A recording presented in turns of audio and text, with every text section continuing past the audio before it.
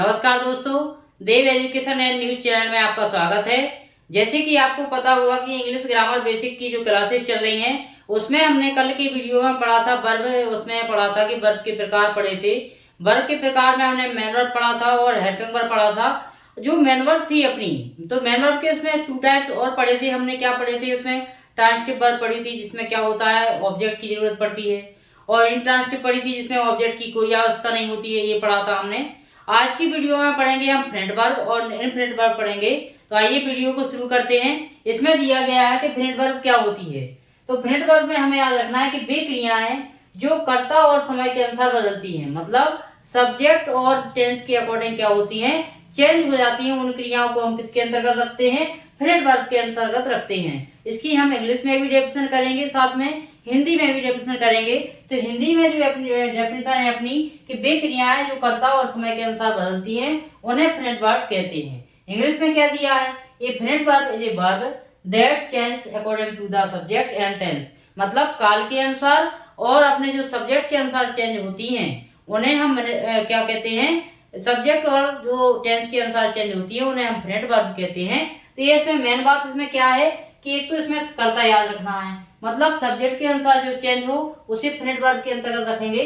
और समय यानी कि क्या होता है? टेंस, यानी टेंस के अकॉर्डिंग क्या हो, ये चेंज हो, उन्हें हम फ्रेंड वर्ब के अंतर्गत रखेंगे। जैसे एग्जांपल के थ्रू समझेंगे। जैसे वह खाता है, तो यहाँ पर क्या आया है? ही ईट्स आया है। लेकिन यहाँ पर जो सब्जेक्ट दिया है वे, तो वे खाते हैं। इसमें क्या होता है? जैसे सब्जेक्ट वे चेंज हो गया, यहाँ पर वह था तो ये सब्जेक्ट वे आ गया तो ये चेंज हो गया, यानी सब्जेक्ट के अकॉर्डिंग क्या हो जाएगा? इनका चेंज हो जाएगा, इसलिए यहाँ पर ईट हो गया है। यानी कि ये कौन सी हुई अपनी? ये हुई अपनी फ्रेंड वर्ब। कौन सी हुई? फ्रेंड वर्ब हुई। तो सीधी सी बात इसमें याद रखना है कि वे क्रियाएं जो सब्जेक्ट और टेंस के अनुसार बदलती हैं उन्हें हम फ्रेंड वर्ब कहते हैं। अब दूसरा इसमें टाइप दिया है, ये मुख्य क्रियाएं होती हैं, ये इनफ्रेंट वर्ब होती हैं। दूसरा इसमें दिया है इनफ्रेंट वर्ब। तो इनफ्रेंट को हम देखेंगे, वे क्रियाएं ना तो कर्ता के अनुसार बदलती हैं, किसके अनुसार? ना तो कर्ता के अनुसार बदलती है और ना ही समय के अनुसार। मतलब इसमें क्या होता है? सब्जेक्ट और टेंस का कोई प्रभाव नहीं पड़ता है, मतलब उनमें चेंजेस नहीं होता है। उन्हें हम क्या कहते हैं? इनफ्रेंट वर्ब कहते हैं, जो टू से जुड़ता है। कैसे बनता है? जैसे लिखा है मुझे खाना पसंद है, तो आई वांट टू ईट, मतलब इसमें क्या होता है?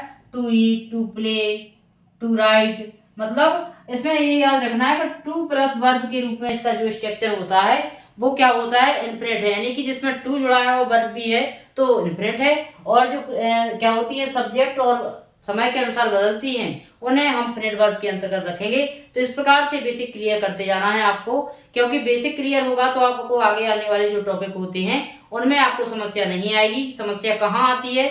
जब हम बेसिक क्लियर नहीं रहता है, हम जानते नहीं कि आप वर्ब को यदि सेक्शन कंप्लीट करना चाहते हैं वर्ब का, तो पिछले वीडियो को देखें। पहले वीडियो में हमने वर्ब की परिभाषा पढ़ी थी, वर्ब के प्रकार के बारे में पढ़ा था जिसमें मेन वर्ब और हेल्पिंग वर्ब था।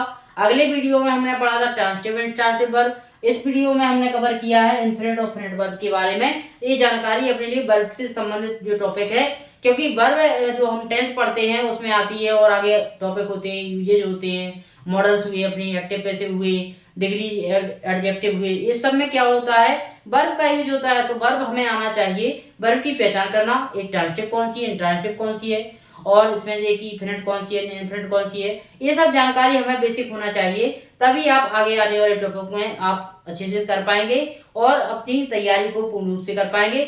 यदि आप पिछले वीडियो को और शुरू से ही आप बेसिक क्लियर करना चाहते हैं इंग्लिश ग्रामर का, तो आप प्लेलिस्ट में जाएं और वीडियो को देखें और अपने इंग्लिश ग्रामर को बेसिक करें, बेसिक कंप्लीट करें, जैसे कि आपको आने वाले टॉपिक में समस्या ना आए। यदि आपको हमारे वीडियो अच्छे लगते हैं तो आप कमेंट करें और शेयर करें और चैनल को सब्सक्राइब जरूर करें, ताकि जरूरी अपलोड आपके पास सबसे पहले मिले।